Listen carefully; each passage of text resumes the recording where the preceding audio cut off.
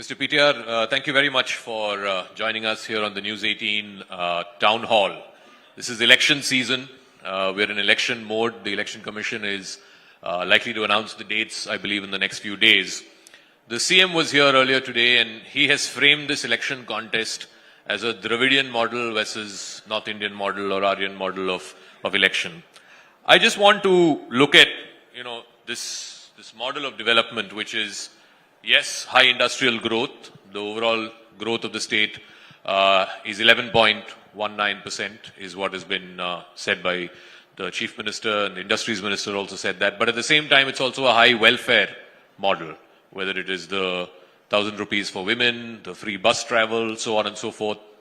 How much is this sustainable, this high growth, high welfare model of development, which you have framed as a Dravidian model? First, thank you for having me. Let me also pay my respects to senior political leader Thiru Shankar.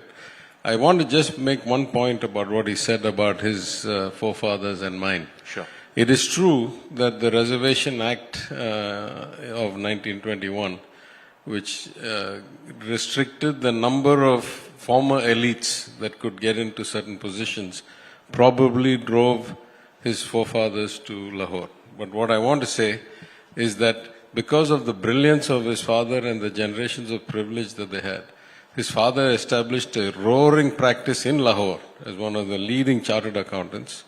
And then after partition came back and was a very senior member of the profession in Delhi and retired, in his time was the president of the Chartered Accountants Association, ICAI.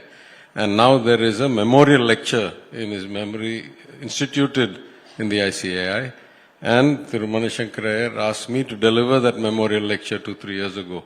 So if you look at the overall outcome for the state, we have been much better off because of reservations, because people who otherwise would not have got that temporarily without the same merit as his forefathers got in, but then provided the pathway and coattails for many others to come. And his forefathers went on to have brilliant careers anyway, in Lahore, in Delhi, at the national level. And we respect that, and I go and pay my respects when I give the lecture. So that's what the reservation system did for us. Some had to do a longer route, and some found new routes that didn't exist. Now going back to your question, if you don't mind, let's just take like 3 minutes to go back to the basics, right? What is the job of a state in economic terms? The job of a government is basically, in my view, 3 things. First and foremost, to improve the quality of life of its citizens, ideally through the delivery of better public goods and services, better investment, better environment, meaning investment in roads, bridges, water, hospitals, schools. So improve the quality of life of its citizens first. Second, provide an environment in which entrepreneurs, innovators, businessmen can thrive, trade, manufacturing, whatever, so that the growth benefits far exceed what you're giving the basics. You're giving water and housing and food and, and then aspirationally that they want to be doctors or lawyers or businessmen or global travelers. That's what private enterprise does. And there's a third vital component of the state's responsibility, which is that you must try to keep the gap between the extremes as low as possible. You don't want too many poor people, you don't want too many rich people, you want to keep the society cohesive so that there's not unrest. And a corollary to that is that you must have some scheme to protect the weakest of the weak in all societies. Call it unemployment, call it health insurance, call it whatever. And it's not always the same people, right? Life is fluctuating. Sometimes you'll be up, sometimes you'll be down. So if these are the 3 primary kind of responsibilities of the state, if you look around the world, there are many different models of government. One of the easiest ways to look at it is what percentage of the economy is government. Now in places like Sweden or Western Europe, that's like 30-35% because the state provides everything. Health, education, paternity leave, everything is free, right? And if you look at more capitalist countries, it's normally closer to 20%. So first question is, what kind of state are you? What percentage? Is it paternalistic? Is it social welfare as a priority or not? The second question is, how do you fund this? Some states have resources coming out of the ground, like oil or coal or gold. Some states have, entrepot like Singapore because of the trade and the investment. So how do you finance this and where are your revenues come from? And the third question is, if you have to take debt, how are you going to finance the interest and the debt? What is your capacity? These are the broad questions. In that scheme, if you look, all over the world, there is a high correlation between those states where there is a good safety net, a good social focus, broad participation in education and health and nutrition of the citizens, and high growth. That's true. Question is, which leads to which? Is it that because you do the social stuff well, you get good growth? Or is it because you get good growth, you get good revenues, therefore you can do the social stuff well?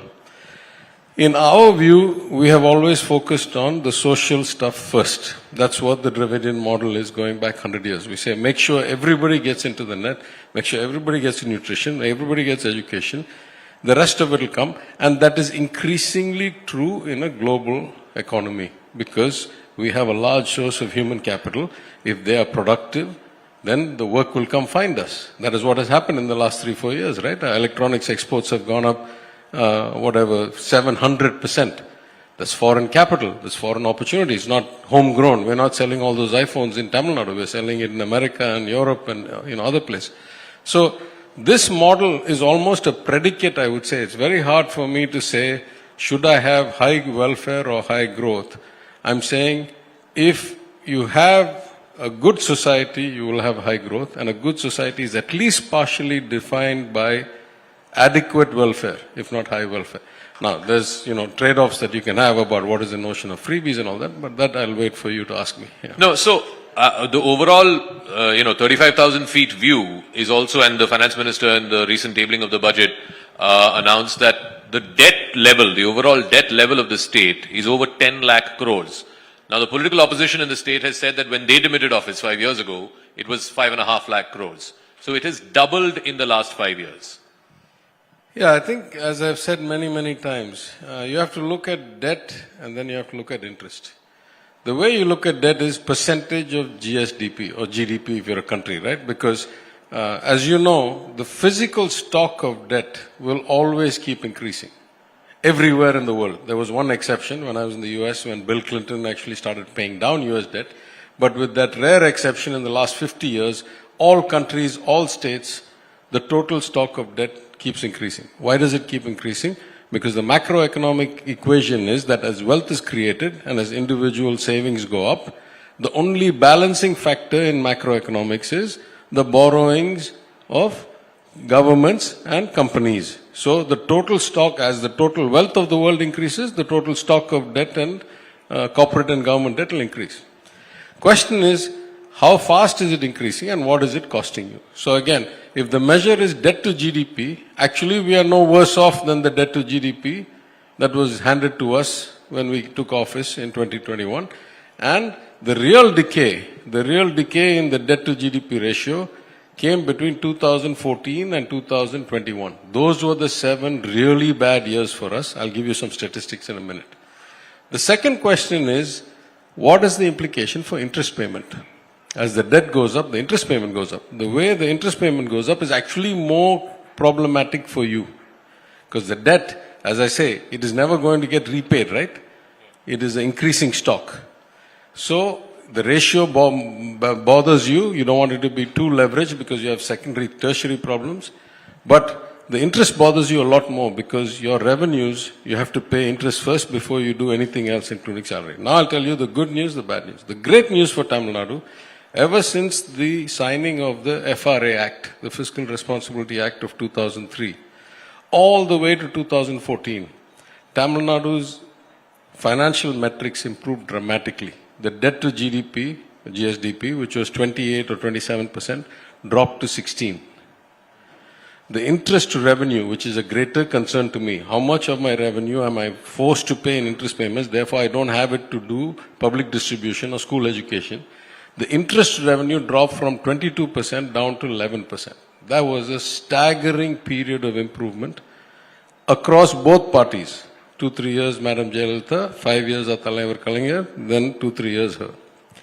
The minute she went to jail for the first time in 2014, Tamil Nadu's fortunes reversed. From 2014 till we took office in 21, the interest as a percentage of revenue rose again all the way from 11% to almost 20% because of ever increasing revenue deficits. The debt to GDP rose again from 16% all the way to about 24%, and then the COVID year it went up to 27%.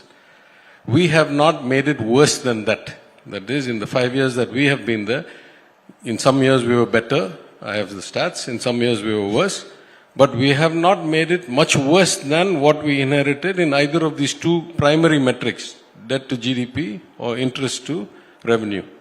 Now the question is, what have we achieved while not reducing that? And that's the trade-off I made earlier. I said, if you tell me that the cost of improving that, let's compare it to Gujarat, for example, because Gujarat have much better fiscal metrics than us. If you tell me that the cost of improving my fiscal metrics is that I must have the social outcomes of Gujarat, much lower graduation rates from school, much less access to health, much greater multidimensional poverty, then I say, it's okay, I'll take the debt. Because for me, the job of government, number one, is to improve the lives of citizens. If I have to do that with debt, within the limits, I'll do that. But your interest payments have also gone up. I think Yes, of course, if the debt goes up, interest payments goes up. Substantially. I think it's 69,000 crores. Again, you have to look at it as a percentage of revenue. That's what I'm trying to say. You have to look at it as a percentage of revenue. And yes, the interest payments have gone up. And some years have been better than others, right? Just a few days ago, there was a book laid on the table of the House, 100 years of the Madras Assembly, legislature. And there they had the statistics for the 100 years. So I'm very proud and happy. The 2 years I was finance minister was the best 2 years performance in the history of Tamil Nadu in terms of improvement of finances, both in terms of debt and interest. So some years we do better, some years we do not so. In terms of this welfare subsidy bill, which is largely driven now by these cash transfers for the women and free bus rides, etc.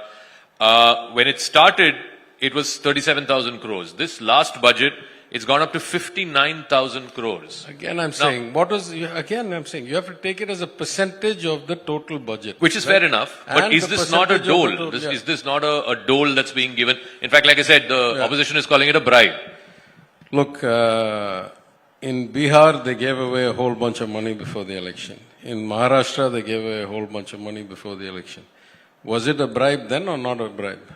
You can't have different rules for me and different rules for other people because the party changes, right? So I'm just saying, these decisions are made by the Chief Minister. When I was Finance Minister, at least, I felt I had some hand in it and took some responsibility for it. I'm sure the current Finance Minister will have a view. It's not appropriate I talk on his portfolio. No, which is fair enough. But because the Chief Minister has framed this election as a Dravidian model, and you have described what the Dravidian model is and the trade-off that you've had to make.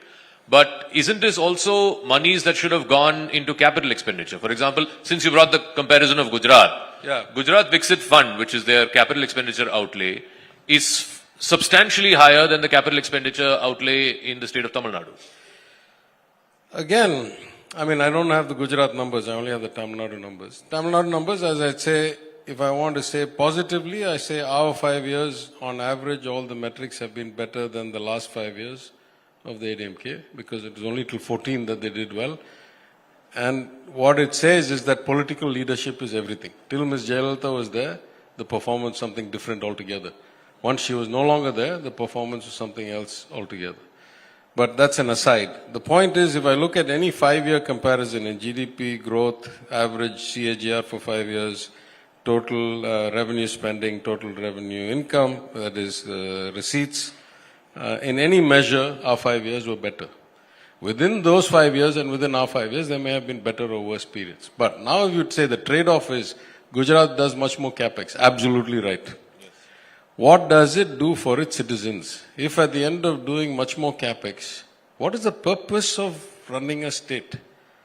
If it does much more capex and then 12% of the people are under the poverty, multidimensional poverty, whereas less than 2% are less than us in our state, then that's what the difference of the models is, right? I don't know if you saw this article in the Economist magazine 2-3 months back, which is India's super state, where they compared Gujarat and Tamil Nadu, and they made the exact same point you're making. They have done much more investment in power generation, in infrastructure, in ports, in refineries.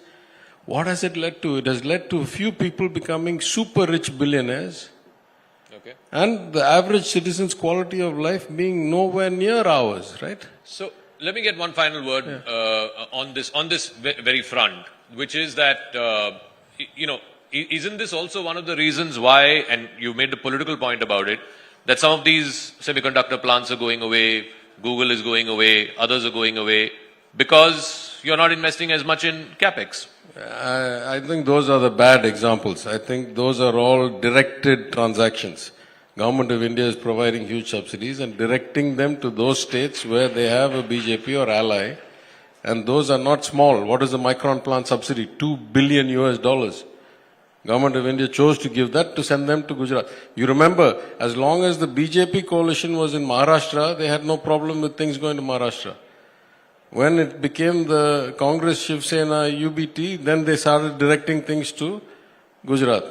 Then when it became their government again, now they have a neutral stance. So there has never been in Indian history such a politicization of subsidy and directed investment from the government of India as there has been in the last 10 years. A lot of these investments are driven by direction from Delhi, not because there's a natural trade-off. I say it a different way. The amount of opportunity that is available to us because of the geopolitical structural shift away from 30 years of everything to China, disruption of the global trade order, disruption of the dollar dominance. The scale of opportunity is so vast that every one of the states who has access to this opportunity can hit the full potential of growth, and still there will be excess opportunity left. Okay. Right? All right. May some of that opportunity come Tamil Nadu's way. Thank you very much. No, because it's come is why we've grown 11.19%. Sure. Maybe we can do even more if we go get it right? Ladies and gentlemen, can we have a round of applause for Mr. PTR? Thank you very much, sir. Thank you for joining us.